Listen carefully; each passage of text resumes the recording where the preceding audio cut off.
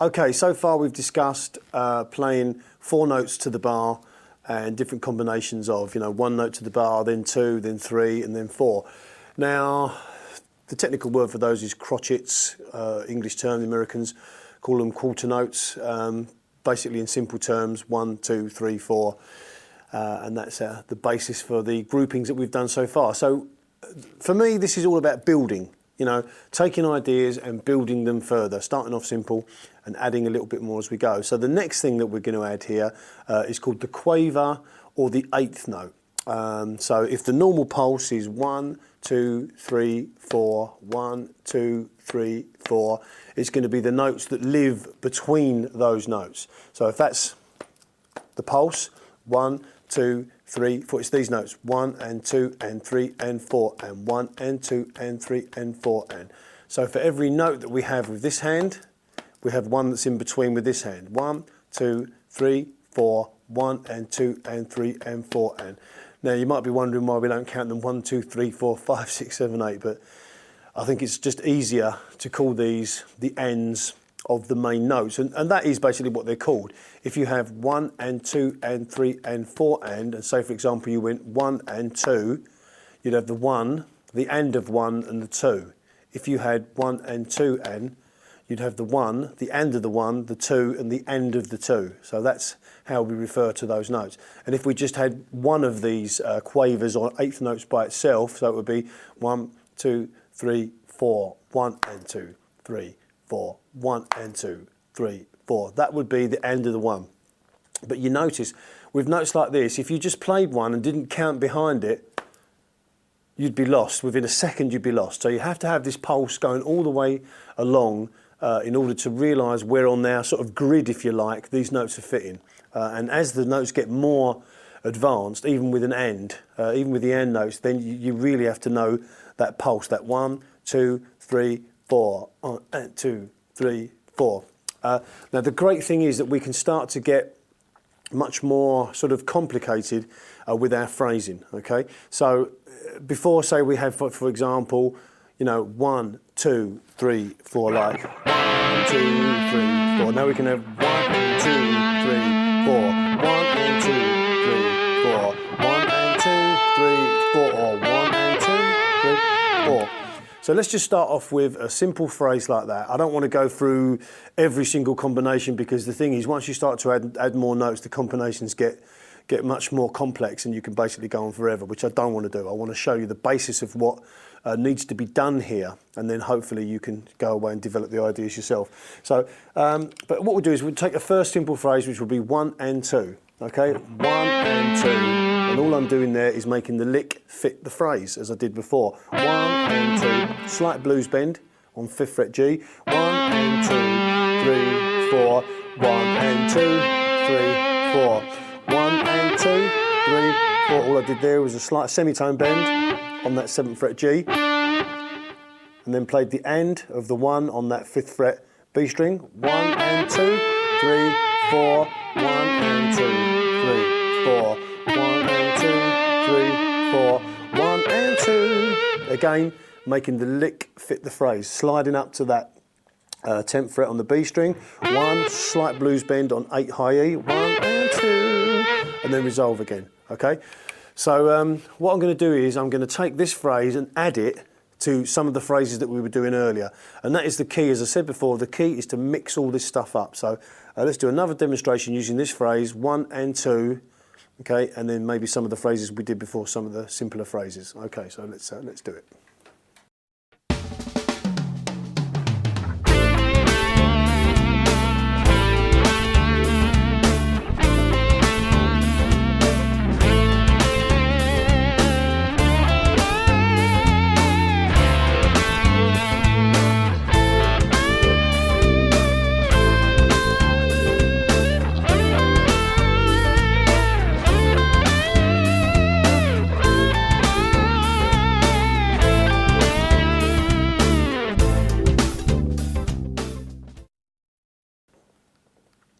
Okay, so hopefully again what you saw me do there was some of the phrases 1 and 2, and I actually made up a couple on the spot. 1 and, I think it was one of the ones I did, 5 high E, 5 B. And then I think I played 5B, 8B. So basically, again, I'm making the lick fit the phrase. And if you do that, I think it makes it much easier for you to come up with more stuff. So let's take it a step further. Obviously, I mixed in some of the more simple stuff from earlier on. So if we take it to, say, 1 and 2 and, okay? 1 and 2 and 3, 4. 1 and 2 and 3, 4. 1 and 2 and 3, 4. 1 and 2 and 3, 4. Okay, we can start to build it even more. So let's do that one. And then what I'll do is I'm going to show you how to break these up a little bit. So let's go back to the backing track. And this time the phrases are going to be 1 and 2 and. Okay.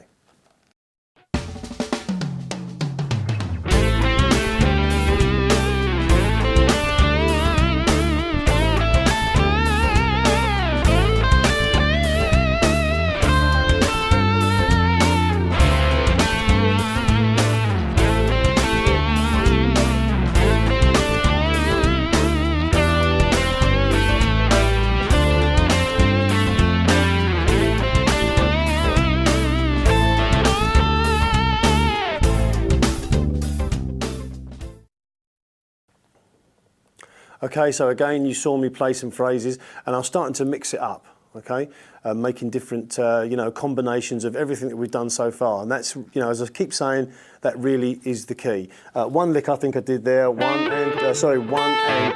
And if you play a lick that's only got 3 notes in it, and really you're composing on the spot, we'll just hit one of the notes twice. 1 and 2. You can either let it last, 1 and 2, 3, or just hit it again. 1 and 2 and 3, 4. 1 and 2 and 3, 4. 1 and 2 and 3, 4. So whatever you do, it's knowing those phrases and then, adapting those licks to fit it. Okay, obviously I could now go 1 and 2 and 3 and so on and so forth. And I think you can probably work out for yourself, what you need to do there.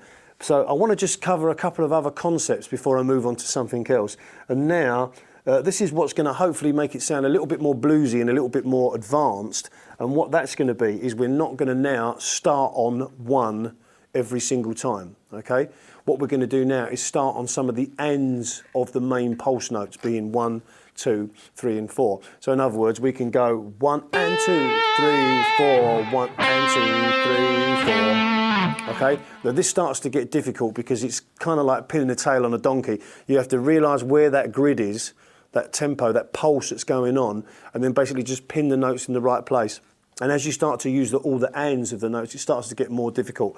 1 and 2, 3, 4, 1 and 2, 3, 4. Now just take that for example, very simple phrase, but it's starting to sound more advanced now. 1 and 2, 3, 4. So we're playing the and of the 1 and the 4. 2, 3, 4. 1 and 2, 3, 4. 1 and 2, 3, 4. 1 and 2, 3, 4. 1 and 2, 3, 4. Now I'll show you a couple of other concepts around this, and then I'll make up a solo which is hopefully going to take it to a stage again. So for example, we might want to go 1, 2 and 3, 4. Okay, 1, 2 and 3, 4. 1, 2 and 3, 4. 1, 2 and 3, 4. 1, 2 and 3, 4. 1 and 2, 3, 4. 1. You follow me? So what I'm going to do is play a solo now using some of these concepts. I mean, I have to say it's quite difficult to explain this and do this stuff at the same time, but hopefully you're getting the point. We're not always going to start on, the 1, the 2 and the 3 and the 4.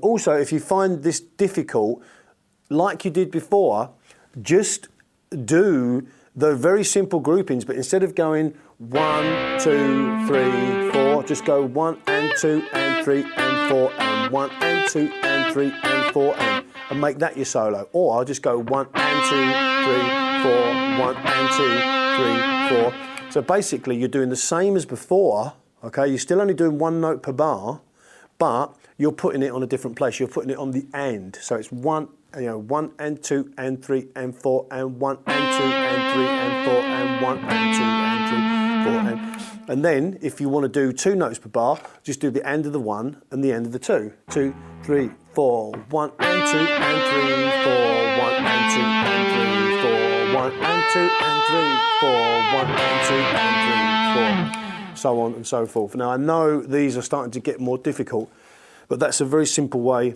to approach them.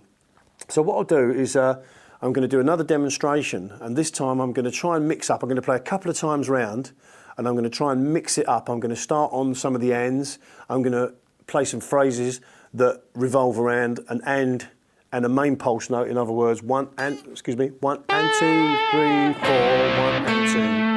3, 4. Okay, and then also do some phrases that just stay on the ends. 1 and 2 and 3 and 4 and 1 and 2 and 3 and 4 and 1, 2, 3, 4, 1 and 2, 3, and so on and so forth. So hopefully I'm not going to fall over myself here. I'm going to try and make some sense with this solo. Then I'm going to get a little bit more into the repetition of phrasing and show you how you can move these licks about and build the solo even more. So let's have a demonstration using the ands now, and we'll see how that goes.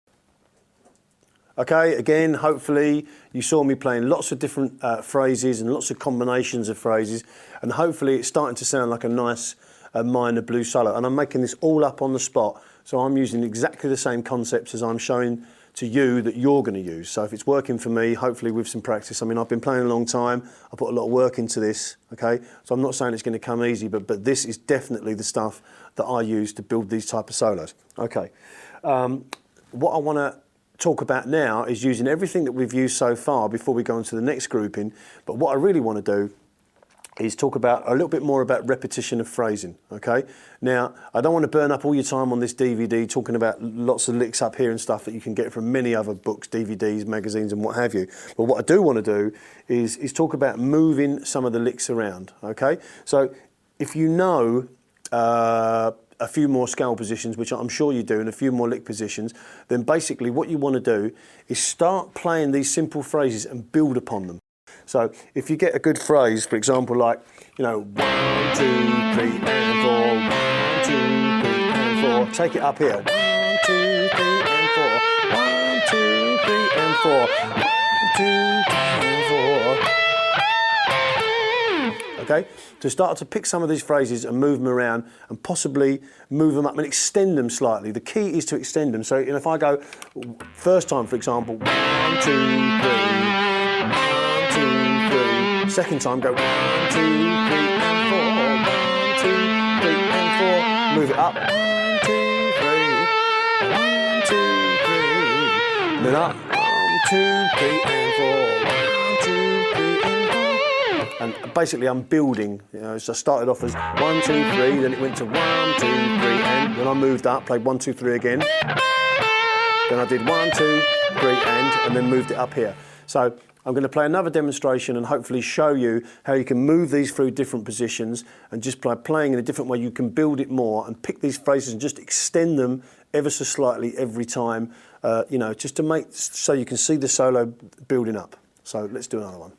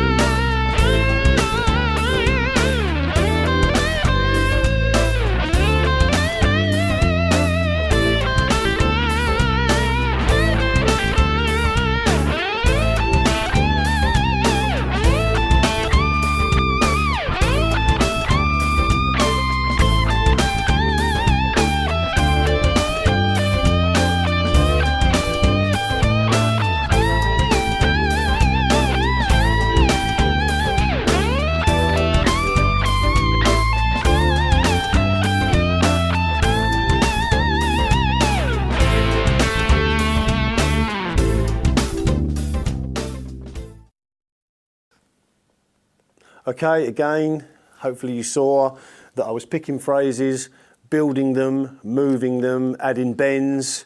You know, up here I played a bend and then bent it further. More vibrato.